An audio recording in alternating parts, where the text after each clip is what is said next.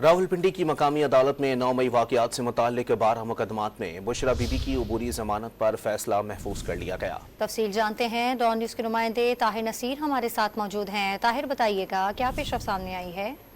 देखिए, 9 मई की 12 मुकदमात जिनमें बुशरा बीबी को नामजद किया गया है, उसमें अबूरी ज़मानत के लिए उनके वकील ने दरख्वास्त दायर की है। बुशरा बीबी की जानब से उनके वकील ने अबूरी ज़मानत की दरख्वास्त दायर की, ताहम एटीसी के जज की रुखसत पर होने के बायस ड्यूटी जज ने समाअत की है। ड्यूटी डिस्ट्रिक्ट एंड सेशन जज अब्दुल रज़ाक ने दरख्वास्त जमानत के ऊपर दलाइल सुनने के बाद फैसला महफूज कर दिया है और बुशरा बीबी की जानब से उनका वकील सलमान सफदर और दीगर पेश हुए थे, जबकि प्रोसिक्यूशन की जानब से एडवोकेट शाहिद पेश हुए।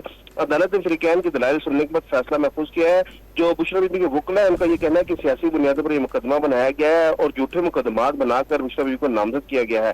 अदालत ने दलाइल सुनने के बाद फैसला महफूज कर दिया है, जो कुछ देर बाद सुनाया जाएगा। जी, कुछ देर बाद फैसला सुनाया जाएगा। तफसील हमें अपडेट करते ताहिर नसीर, आपका बहुत शुक्रिया।